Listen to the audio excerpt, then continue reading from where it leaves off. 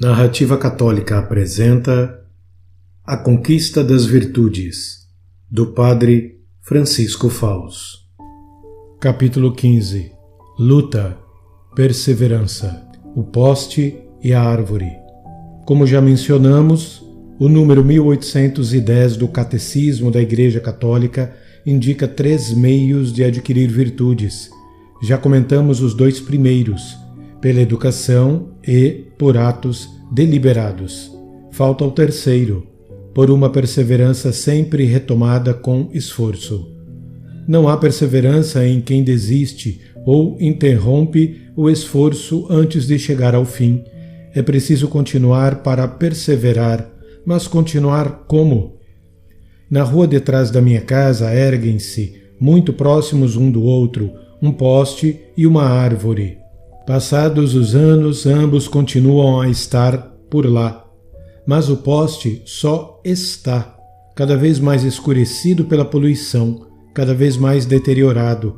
A árvore, uma pitangueira longeva, encontra-se, pelo contrário, em perene processo de renovação vital.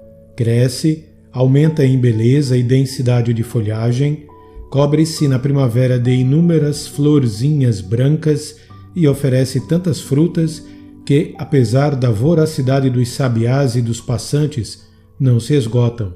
O poste é o símbolo da rotina, a árvore da perseverança.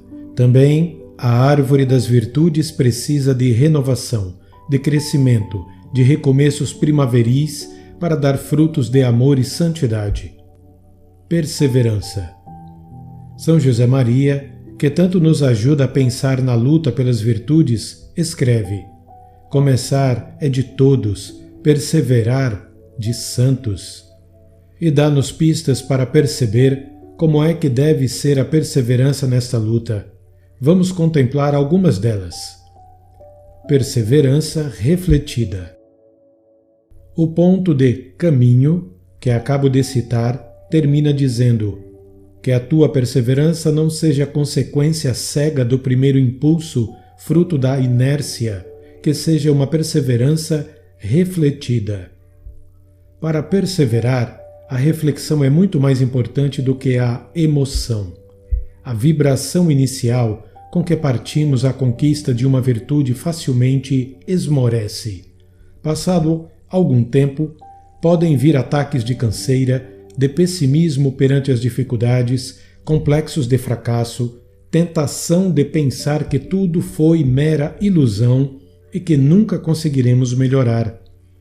Pedro Rodrigues, na edição crítica do livro Caminho, esclarece que foi Álvaro del Portillo quem, sendo ainda um estudante, escreveu a São José Maria: passou-me o entusiasmo, e que este lhe respondeu como se recolhe em caminho: tu não deves trabalhar por entusiasmo, mas por amor, com consciência do dever, que é abnegação.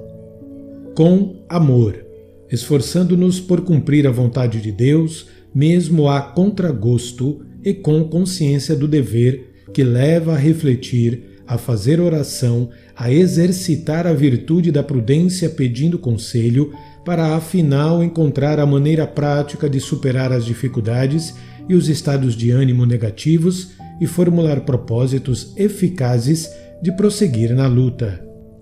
A força da contrição. Existem 2 formas de amar a Deus: a entrega filial, generosa, à vontade de Deus, e o arrependimento amoroso. Todos nós falhamos muitas vezes, apesar dos bons propósitos. A maneira de perseverar, então, é reagir como o publicano e o filho pródigo, com um pedido de perdão a Deus. Ó Deus, tem piedade de mim, que sou um pecador. Tu sabes que eu te amo. Unido à resolução de levantar-nos quanto antes e de voltar a lutar com confiança, sem renunciar à meta proposta. De certo modo, pregava São José Maria, a vida humana é um constante retorno à casa do nosso Pai. Retorno mediante a contrição, mediante a conversão do coração, que se traduz no desejo de mudar, na decisão firme de melhorar de vida e que, portanto, se manifesta em obras de sacrifício e de doação. Retorno à casa do Pai por meio desse sacramento do perdão, em que, ao confessarmos os nossos pecados, nos revestimos de Cristo e nos tornamos assim seus irmãos, membros da família de Deus. A força da humildade. Uma das causas da resistência na luta é a amargura do fracasso. Falhei de novo, não consegui me conter, não consegui calar, não consigo mudar. A autoestima vai para baixo. 2 pensamentos de São José Maria podem devolver-nos o ânimo. Primeiro, o cristão não é nenhum colecionador maníaco de uma folha de serviços imaculada. Jesus Cristo, nosso Senhor, não só se comove com a inocência e a fidelidade de João, como se enternece com o arrependimento de Pedro depois da queda. O que Jesus deseja, acrescenta, é que saibamos insistir no esforço de subir um pouco, dia após dia. Segundo, Jesus quer que sejamos simples como uma criança. Como sabe, de uma criança não se espera grandes resultados, como de uma empresa, mas a boa vontade de agradar os pais, ainda que seja de modo desajeitado. Deus, quando nos vê lutar humildemente, sem desistir, fica comovido, conhecedor da nossa fraqueza, pensando, pobre criatura, que esforços faz para se portar bem. Impressiona saber que 3 meses antes de falecer, já no término de uma vida santa, São José Maria, como recorda Dom Álvaro del Portillo, via-se a si mesmo como uma criança que balbucia: estou começando e recomeçando, e assim até o fim dos dias que me restem, sempre recomeçando. O Senhor assim o quer, para que em nenhum de nós haja motivos de soberba nem de nécia vaidade. Este é o bom caminho, enfrentar com humildade as nossas falhas, sabendo que Deus nos compreende, nos anima e que nunca desiste de nos estender a mão, dá-nos forças para perseverar. O otimismo. Somos crianças que balbuciam, pequeninos, comparados com a grandeza de Deus. Pense como seria absurdo que uma criança dissesse: sou um fracassado. Daríamos risada e depois a consolaríamos com ternura e a animaríamos. Pois bem, é assim que Deus age conosco quando nos vê humildes. Por isso, se nos sabemos filhos de Deus muito amados, vamos combater com otimismo, independentemente dos resultados mais ou menos brilhantes que obtenhamos. Cristo fará conosco como fez com São Pedro, após uma noite de pesca inútil. Dirá: lança a rede guiada por mim, ou seja, continua pelo bom caminho dos teus propósitos e dos conselhos recebidos, e verás como acabas apanhando uma grande quantidade de peixe. Aprendamos a dizer a Deus com confiança de filhos: viste como tudo faço mal? Pois olha, se não me ajudas muito, ainda farei pior. Quero escrever todos os dias uma página grande no livro da minha vida, mas saem da minha pena coisas tortas e borrões. De agora em diante, Jesus, escreveremos sempre juntos os 2.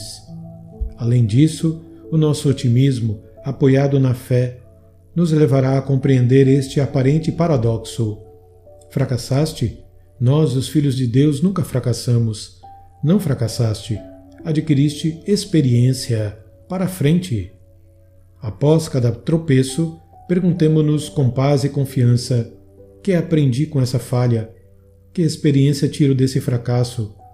Talvez tenha acontecido que planejei mal o momento ou o modo concreto de fazer o que me propus, um tempo de oração, vencer um defeito, uma ajuda ao próximo. Talvez me propus coisas muito difíceis e preciso começar por algumas mais fáceis, em vez de me propor, por exemplo, vencer toda e qualquer irritação. Vou começar por evitar a irritação à mesa, quando alguém se atrasa.